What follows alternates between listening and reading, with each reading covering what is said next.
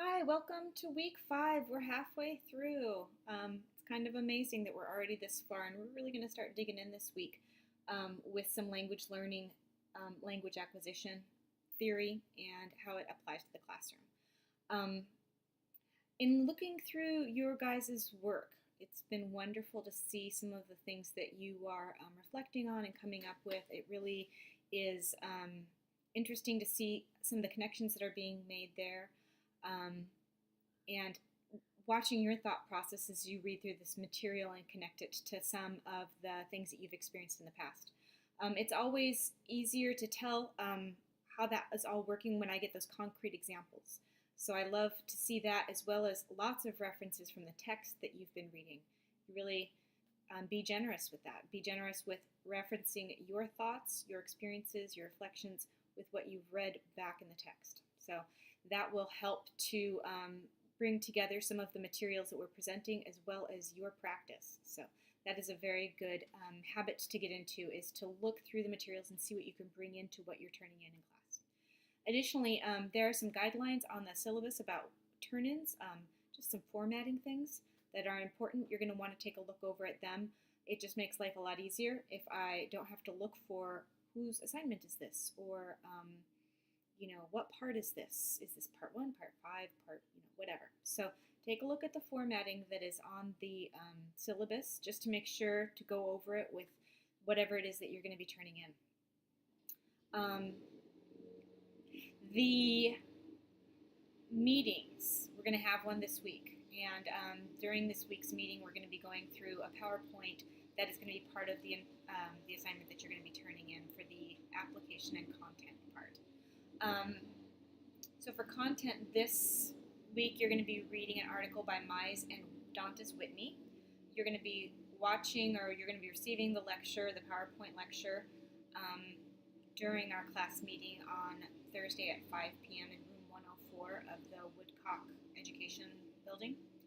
And you have an option with the content part to respond to it either with a 150-word summary, or you have the option to also go on to a mind map maker. It's some online stuff, and you can print it up from there and create a mind map with some specific instructions that are located there in the Moodle app about key concepts, and also to take that mind map and put it into a PowerPoint with a voiceover of what you understood and what you learned, to sort of narrate that.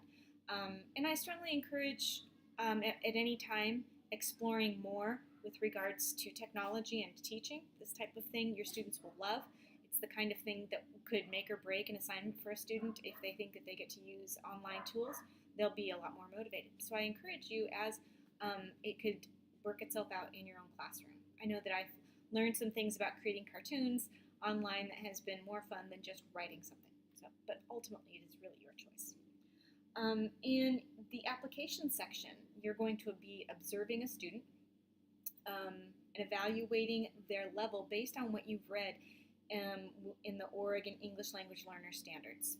So you'll want to take a look through those English Language Learner Standards, bring that in with you, or bring it with you at any point if you're observing a student. Obviously, the best is going to be observing a student in class if you can get that situation. If you cannot, by all means, do what you need to do. There's a few suggestions there in the Moodle app about how to approach that assignment. And then finally, the discussion hasn't been posted just yet, but it'll be posted this week. It's one of 2 different opportunities to either look at something or talk about some of your past works. This Thursday, the plan is to, we're going to be going through, we've come from week 4, which was language acquisition theories. This is week 5, forms and functions of language. And then week 6, we're going to be taking a look at phonology. So we're going to be kind of following through week 4, week 5, and week 6. Language acquisition theories, there's a few names out there. We might have touched on briefly last time. We might be going a little bit deeper into that. Also, forms and functions of language learning. We're going to be talking a little bit about oral language learning and oral language development, and connecting the theory to what's actually happening in class. And then next week we're going to talk about phonology, which is basically just breaking down words and pronunciation and how those different sounds are in the words, and what part of that is going to be relevant for you in your classroom teaching. Again, don't ever hesitate to be in contact with me. If there's like a little glitch with a Moodle deadline, please know that the deadlines are always the same. For your first discussion, turn it in by Friday by 11:55 p.m. And then for everything else, everything is due by Sunday at 11:55, regardless of what the Moodle has to say about that. And I think that that's all. I always welcome your questions and your comments, and any feedback that you've got.